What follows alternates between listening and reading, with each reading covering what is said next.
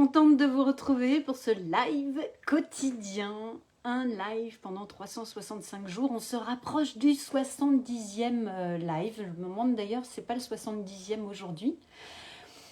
Je suis Julie Girard, coach d'affaires au service de la qualité de vie du dirigeant et de ses équipes. Et donc je partage ici quotidiennement des prises de conscience chez moi, chez mes clients, dans l'optique d'en faire une caisse de résonance et de vous permettre à vous qui passez par là, qui vous arrêtez, qui écoutez, d'en profiter et de laisser descendre en vous pour aussi créer un espace de respiration et un espace de prise de conscience. Alors moi, ça va vachement mieux. J'ai passé juste 2 jours assez costauds au niveau du crâne, au niveau de la tête, du crâne. C'était hyper congestionné. Et en fait, je pense qu'il y a quelque chose de profond qui a lâché. Et je trouve ça intéressant d'observer, je ne sais pas si ça vous fait la même chose, mais en tous les cas, moi, ce que j'observe chez moi, c'est que ces moments où j'arrive pas à lâcher un truc mentalement, j'ai mon corps qui me dit « t'es têtu, hein ?» Bon, si tu lâches pas mentalement, on va t'aider à travers le corps. Et c'est vrai qu'à chaque fois, ça fonctionne un peu comme ça chez moi. C'est le corps qui m'arrête et qui me permet de relâcher. Et du coup, paf, ça lâche aussi dans la tête. Voilà, je me connais bien. Et finalement, plus je rentre dans ce processus et plus c'est rapide. Et ça fait du bien quand c'est passé. Des deux côtés, et dans le corps et dans la tête. Alors aujourd'hui, je voulais vous parler de la gestion émotionnelle en lien avec l'énergie du leader. Et ça, c'est quelque chose que j'aborderai justement plus spécifiquement dans la masterclass. Dans l'énergie du leader, il y a cette puissance émotionnelle, savoir se diriger, se piloter à travers ses émotions. Et ce qu'il y a, je trouve, de spécifique, ça n'engage que moi, mais ce que je trouve de spécifique dans l'énergie du leader, c'est sa capacité à se laisser traverser facilement par ses émotions et pas s'engluer dans un état émotionnel et y patauger pendant un certain temps en alimentant de pensées, de preuves que effectivement, s'il est triste, il va aller chercher des preuves de sa tristesse partout. S'il est en colère, il va aller chercher des preuves de sa colère partout. Et finalement, c'est une spirale, c'est un peu le hamster dans la boucle qui tourne en boucle en permanence pour se raconter, se ressasser la même histoire.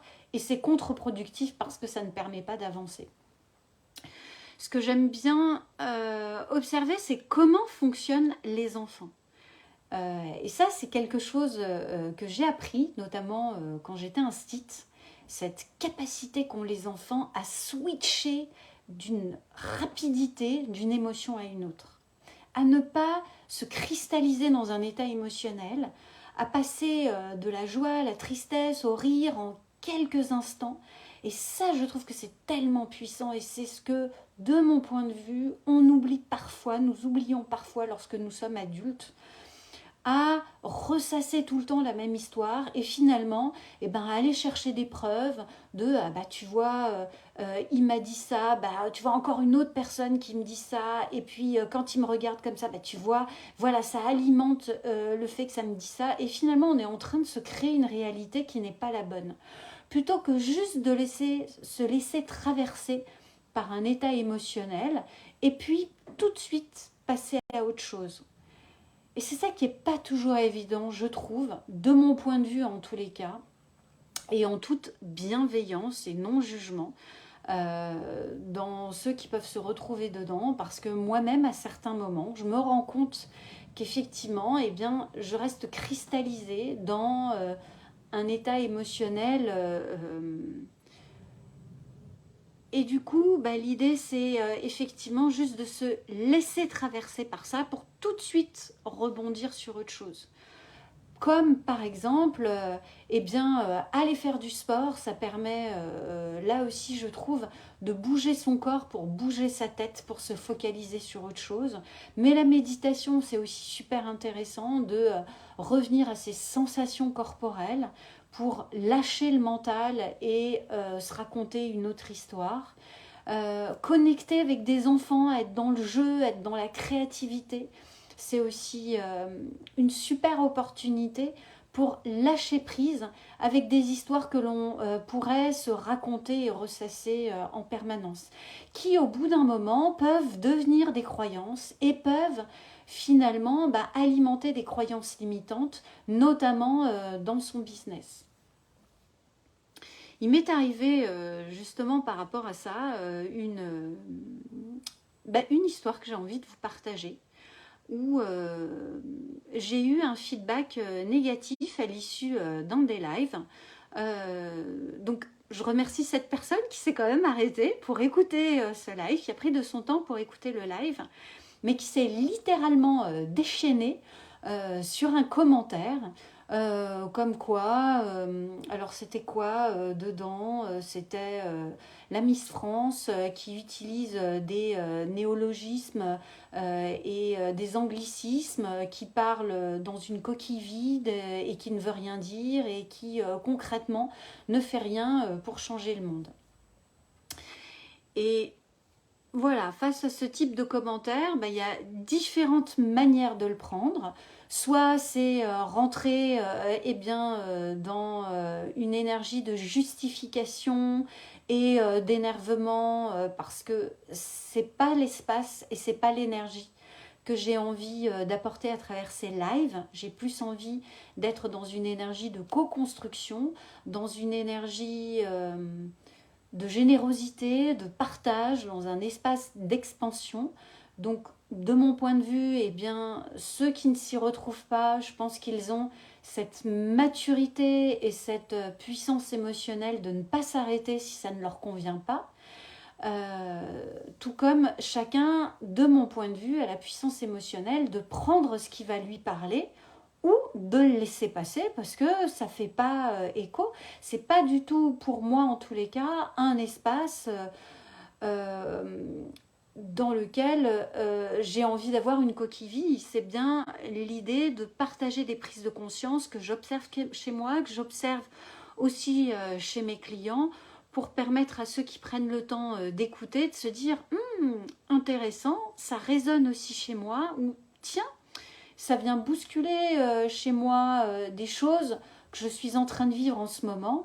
Et dans ce qui est partagé dans ce live, qu'est-ce que je peux prendre pour là aussi changer peut-être mon discours interne, changer ma manière de me diriger pour obtenir les résultats que je veux dans mon business, dans mon entreprise ou dans mon job ou ma vie, parce que nous le savons, si nous ne sommes pas satisfaits des résultats que nous avons aujourd'hui, il suffit juste de changer la recette ou la radio pour changer ces résultats-là. Seulement, parfois, c'est pas toujours évident de changer la recette ou de changer la radio, parce que c'est pas toujours évident de se focaliser, d'être attentif aussi, c'est ce que j'entends. Parfois, c'est pas toujours évident de se rendre compte, de s'observer, parce que on a aussi longtemps appris que c'était pas bien de se regarder, que c'était pas bien d'être à l'écoute de soi. Or, si c'est s'écouter, s'observer et faire quelque chose de cette observation pour changer sa réalité, là c'est ok. Si c'est juste se regarder le nombril et puis ne rien en faire, c'est dommage parce que ça ne permet pas d'avancer. Voilà, donc ce que je voulais vous partager ce soir, c'est qu'est-ce que vous faites de vos états émotionnels? Est-ce que vous avez conscience des émotions dans lesquelles vous êtes?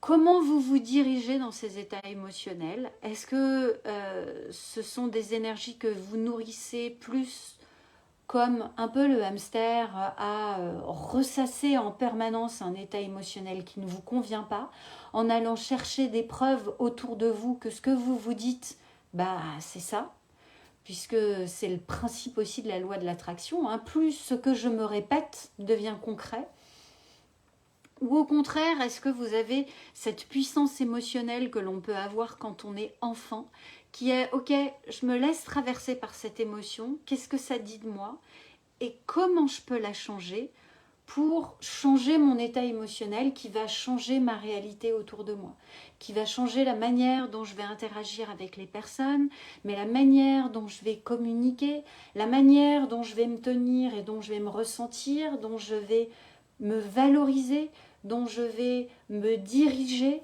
pour prendre les bonnes décisions par rapport à mon business, mais aussi par rapport à ma vie. Je serais vraiment ravie de lire vos feedbacks par rapport à ça. Comment ça résonne pour vous. Comment ça vous permet aussi peut-être de manifester des résultats différents. De vous focaliser sur ce dont vous avez, sur vos propres désirs, voilà. Pour générer ces propres désirs-là. Et puis encore, grand merci de ce temps que vous prenez pour vous arrêter, pour écouter, pour faire des feedbacks positifs. Bon pour vous, bon pour nous, bon pour tous ceux qui s'arrêtent dans cet esprit de croissance et d'expansion, puisque c'est le but de ces lives. Et grand merci vraiment à vous de vous y arrêter et puis de contribuer justement à cet espace de prise de conscience. Je vous souhaite une magnifique soirée, peut-être encore dans la célébration de tous ceux qui comptent pour nous, qui ne sont plus là, mais c'est vraiment l'occasion d'allumer une petite bougie et de penser à tous ceux qui ont contribué à faire qui nous sommes aujourd'hui. Moi, j'ai une pensée spécifique pour ces femmes qui ont compté dans ma vie, pour ma grand-mère, Mamie Germaine, qui a été un exemple de leadership qui continue de me guider quotidiennement. Une femme sportive, une femme qui a su créer la réalité qui lui convenait, de fleuriste à professeur d'éducation physique et sportive, pionnière dans nombreux de ces domaines, et puis une femme avec un cœur mais énorme, celle qui m'a initiée au coaching, celle qui m'a initiée à se reconnaître dans son entièreté, dans ma différence, dans mon intelligence émotionnelle, moi qui n'étais pas faite pour faire des grandes études, mais plutôt faite pour être dans le mouvement, dans l'expérience, et qui m'a toujours reconnue dans ce domaine-là. Donc voilà, je vous souhaite de vous arrêter, de célébrer ces personnes qui ont compté pour vous et qui, de mon point de vue, ça n'engage que moi, mais sont toujours parmi nous. Coucou ma patte, toujours coucou Hélène, toujours dans notre énergie, et c'est aussi un moment de gratitude que d'aller chercher, d'aller nourrir cette connexion avec ces personnes et peut-être justement d'aller se... Merci Pat.